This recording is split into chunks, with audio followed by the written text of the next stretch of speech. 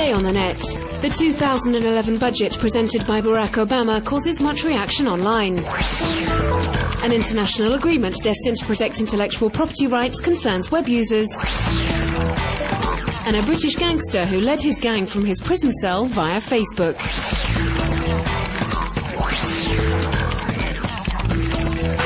On Monday, American President Barack Obama submitted to Congress a $3.83 trillion budget plan for 2011. A budget plan focused on fighting unemployment and bringing deficit under control. The web reacts. As Barack Obama explains in this video put online last week on the White House's website, the priority is to boost employment in the country. And this will be achieved, notably, by offering tax credits to businesses so that they can start to hire again as quickly as possible. And since the true engines of job creation are America's businesses, I've proposed tax credits to help them hire new workers, raise wages, and invest in new plants and equipment. A budget which focuses on employment, but also on certain other reforms dear to the president. In this video, the Democrat Senator, Jeff Bingaman, applauds Obama's efforts to boost the economy whilst maintaining the budget planned for the reforms in the health system. Despite these announcements, some believe that the 2011 budget does, however, pose some problems. This association, which campaigns against the war in Afghanistan, is disappointed that Obama is not reducing military spending, as it believes that the Afghan conflict costs the American taxpayers far too much. Others, like this web user, say that the spending cuts are not large enough. He believes that the measures announced by Obama will make a paltry saving when compared to America's huge deficit, calculated at $1.6 trillion. And Americans are worried about the ever-rising national debt. It's estimated at over $12.3 trillion. Many American citizens, like these video bloggers, are questioning the president over the measures he intends to take to bring the debt down to a reasonable level.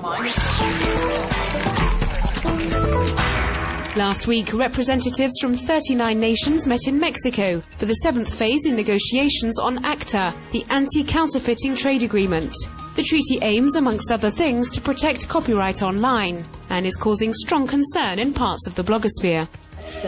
For many, like the creators of this video, if the treaty was adopted, it could damage individual freedom on the web.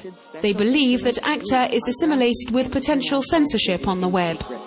That would, in short, end the internet as we currently know it, they have shown.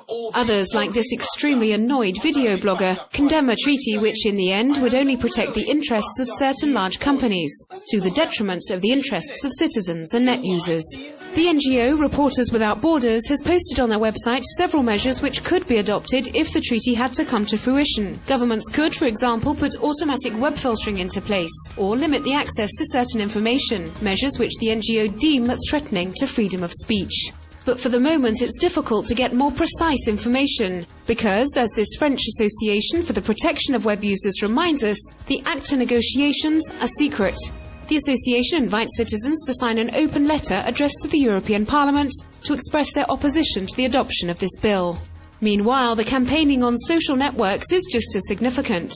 On Facebook, thousands of opponents of the treaty have joined these groups, which call to the different governments involved to stop the negotiations.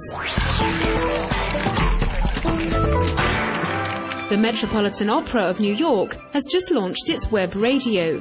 It plays famous operas 24 hours a day, and performances are often broadcast live from the Met stage.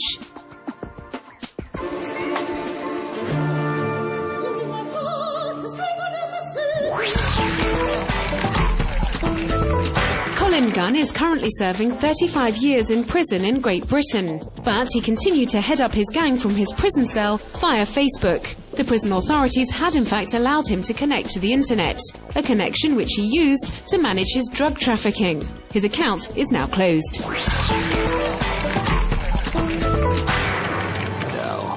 After 10 years of living together, Jeff and Erin are to be married on the 10th of October.